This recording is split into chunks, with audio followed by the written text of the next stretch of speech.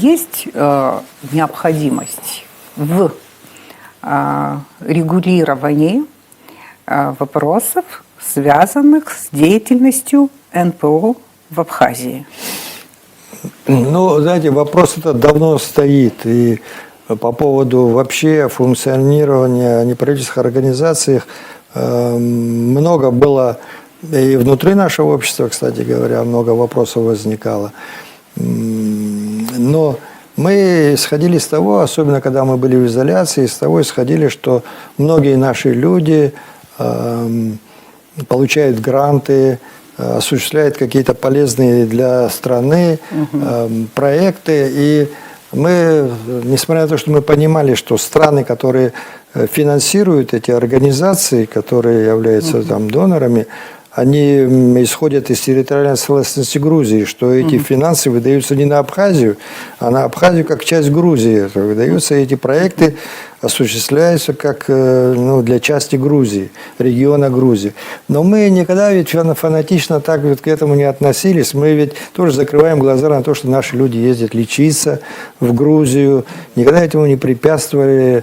И себе представить невозможно, чтобы армяне в Азербайджан ездить могли или азербайджанцы в Армению.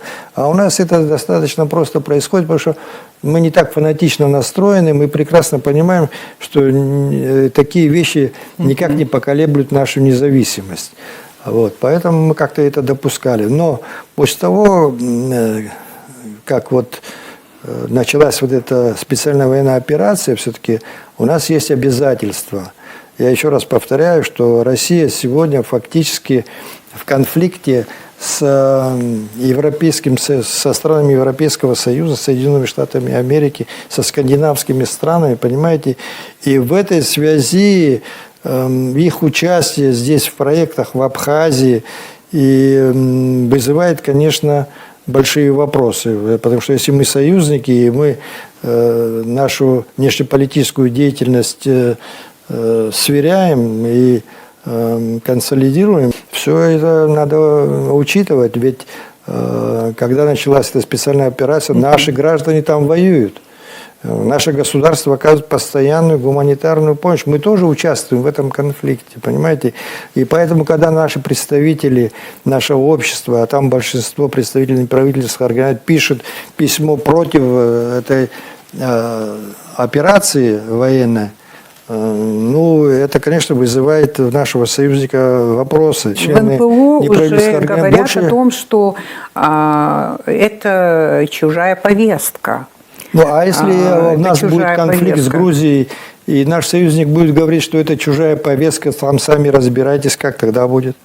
Я еще раз повторяю, наше главное завоевание и наша надежда на безопасность – это союз с Россией, который мы должны укреплять и не должны давать сомнения в нашем последовательном выполнении наших обязательств. Скажите, вы как человек, в определенной степени компромиссов. В политике без компромиссов тоже не бывает. Можно надеяться на то, что по этому поводу у нас будут не крики, а у нас будет обстоятельная дискуссия и анализ всего, что связано с деятельностью НПО в Абхазии. Не огульное, какое-то полное отрицание и так далее, а что удастся разобраться и увидеть, где польза, а где вред. Что мы можем найти путь регулирования правовым путем, законным путем вот этих отношений и деятельности НПО в Абхазии.